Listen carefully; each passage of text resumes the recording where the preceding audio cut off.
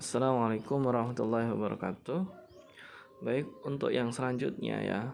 Setelah yang pertama saya sudah bagikan bagaimana cara kita itu men-setting security circle-nya, maka ketika ya security circle-nya itu udah minimal 5 pengguna pi yang sudah kalian tambahkan di bagian security circle-nya, maka di bagian tameng ini dia akan menjadi 100%.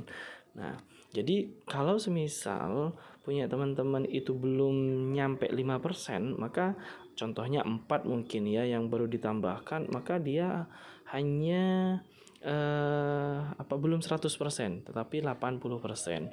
Begitupun seterusnya. Kalau semisal masih 3 pengguna, maka dia 60%. Nah, maka saya sarankan nanti teman-teman itu tetap harus minimal 5. Nah, 5 pengguna. Kalau semisal kalian belum ada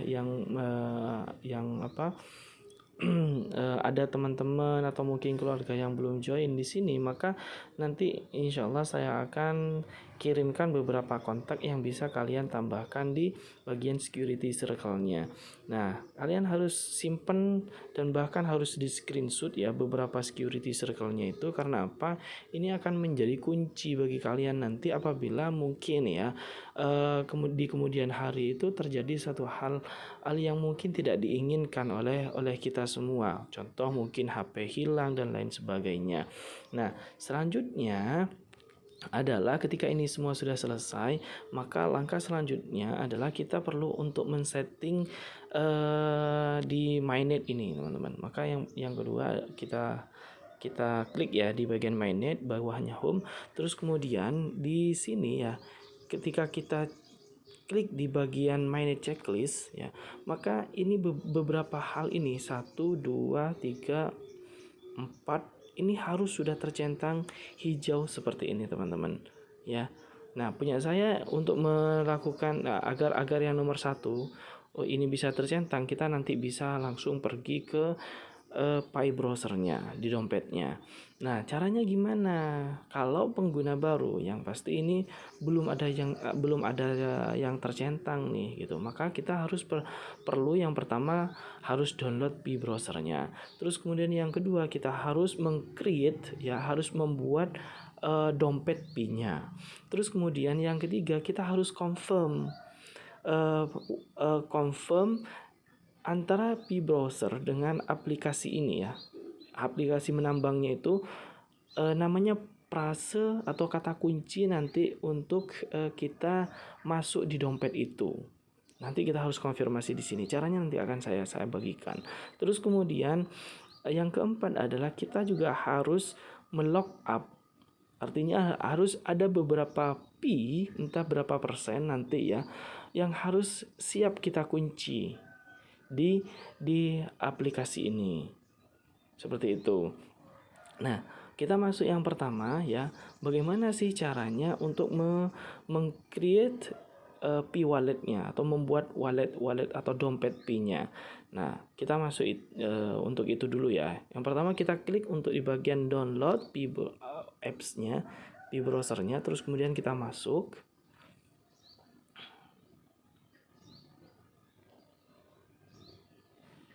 Oke. Nah, setelah masuk seperti ini,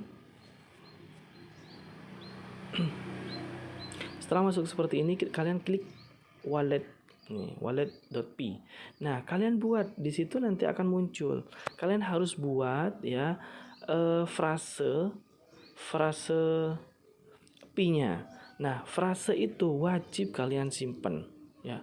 Gak boleh hilang, wajib kalian simpan. Entah kalian klik salin dulu ya, salin terus copy, terus kemudian kalian mungkin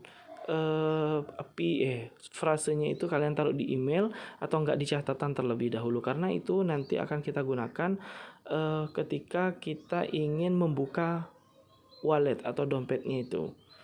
Apabila punya teman-teman ya di HP-nya itu sudah mensupport sidik jari, maka kalian juga boleh menggunakan pembukaan kuncinya itu menggunakan sidik jari. Nah, setelah itu kalian kan udah copy tadi ya frase sandinya.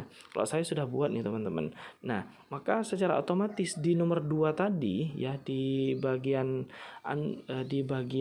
tadi yang kecentang hijau-hijau itu nanti akan tercentang itu untuk yang pembuatan walletnya. Nah, setelah itu ya kita coba balik ke ini kan Pi browser sudah kita buka, terus kemudian sudah kita sinkronkan, terus kemudian yang kedua Pi walletnya sudah kita buat juga ya. Terus kemudian selanjutnya kita balik dulu. Kita balik ini nih, kita klik di main.p. Nah, kita akan masuk ke sini.